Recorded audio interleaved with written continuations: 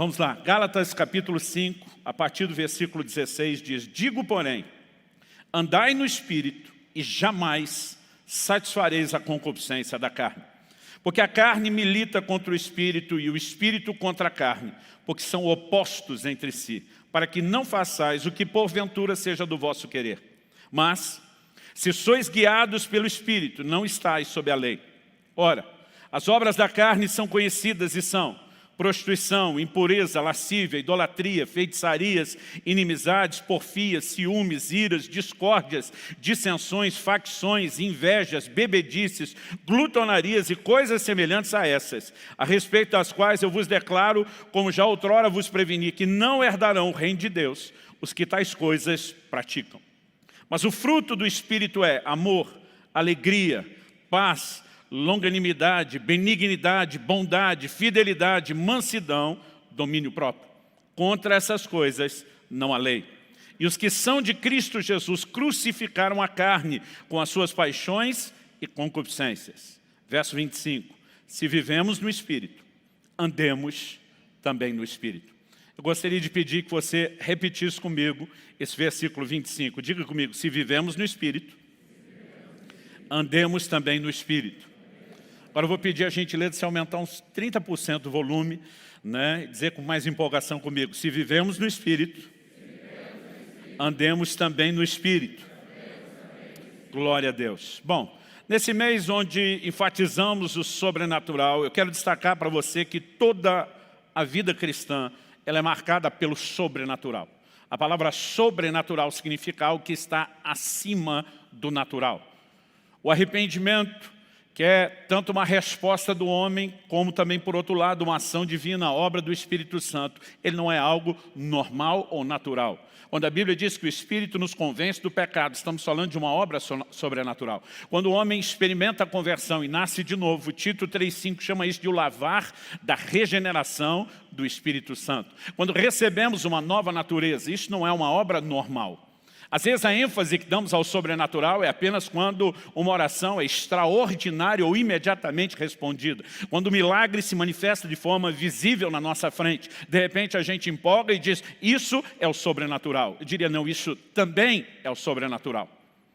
Ano passado fui convidado a prestigiar um amigo no dia do aniversário e aparecer de surpresa pregando no culto da igreja dele. Apesar de não ser algo que eu particularmente gostaria de fazer, deixar de estar aqui um domingo, né, para homenagear um amigo, preferia almoçar com ele, fazer outra coisa.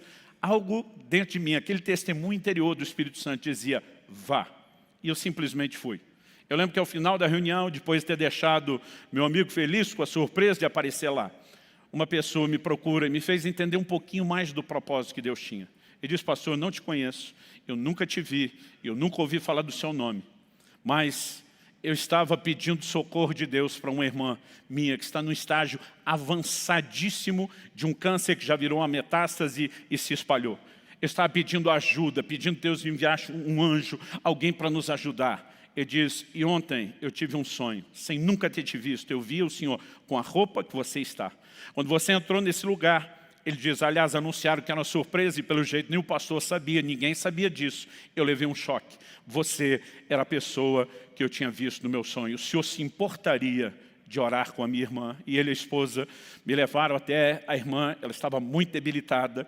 E eu falei para ela simplesmente: você está sabendo do sonho do seu irmão? Ela está dizendo: ele me contou porque ele estava impressionado vendo você. Eu falei: isso não tem nada a ver comigo. Eu sou apenas um enviado de Deus. Eu vou impor as mãos sobre você em nome do Senhor Jesus.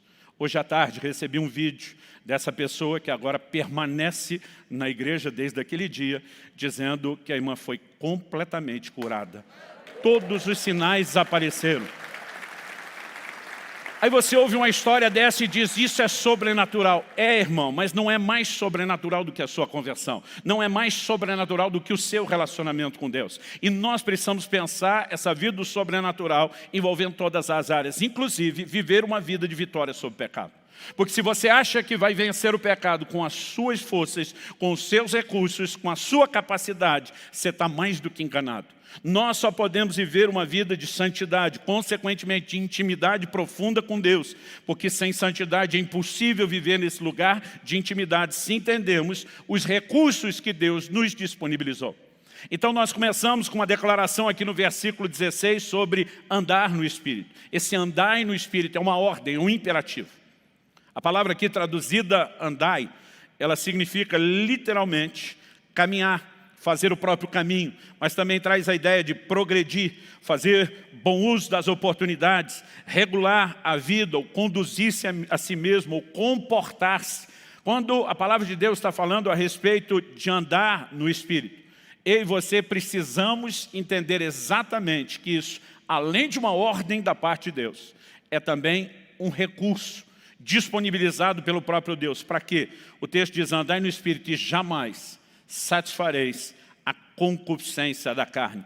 Essa palavra traduzida concupiscência nas traduções mais antigas é traduzida de forma simplificada, numa linguagem mais atual, né, em traduções mais modernas como os desejos da carne, os impulsos ou as vontades da carne. Eu e você precisamos entender que existe uma vida dia a dia de relacionamento com Deus, que é marcada pela manifestação daquilo que é além do natural, além dos recursos meramente humanos e naturais que eu e você temos ou carregamos em nós mesmos. São recursos divinos que nos foram disponibilizados por Deus, pelos céus, para que eu e você possamos viver de uma forma diferente. E uma das primeiras coisas a ser destacada é exatamente isso, que nós podemos viver num lugar de vitória, de manifestações ou conquistas que são sobrenaturais. Agora, quando chegamos no verso 25, vemos uma ênfase aqui em Gálatas 5. Se vivemos no Espírito, andemos também no Espírito. Então, eu acredito ser importante questionar qual é a diferença entre se vivemos no Espírito, andemos também. A expressão vivemos, eu acredito que ela fala do novo nascimento, da experiência de conversão. Efésios 2:1 diz que Ele nos vivificou, Ele nos deu vida, quando nós estávamos mortos em nossos delitos e pecados. A vida de Deus nos é comunicada no momento do novo nascimento, quando o Espírito de Deus passa a habitar em nós, passamos a viver pelo Espírito. E o texto está dizendo, se vivemos, também devemos andar. O que significa isso? Que muito mais do que apenas a experiência de ser vivificado no novo nascimento ou na conversão, andar, o que subentende-se aqui é a ideia de caminho, falei bastante disso nas reuniões do Alcance Mais.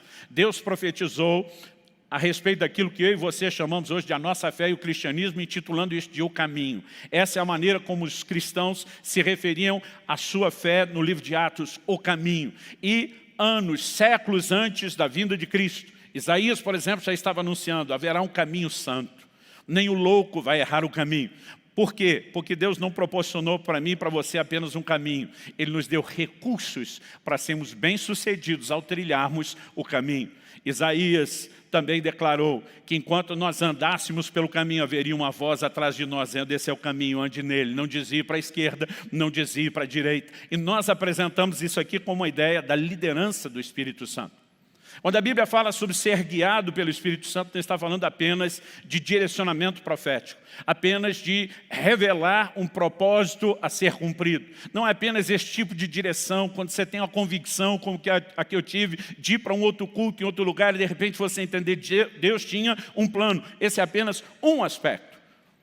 Mas nós podemos entender que ser guiado pelo Espírito é aprender a andar em relacionamento com Ele. Então, acredito que a diferença entre se vivemos, que é nascemos de novo, convertemos, experimentamos a vida de Deus, também temos que andar, fala do comportamento cristão.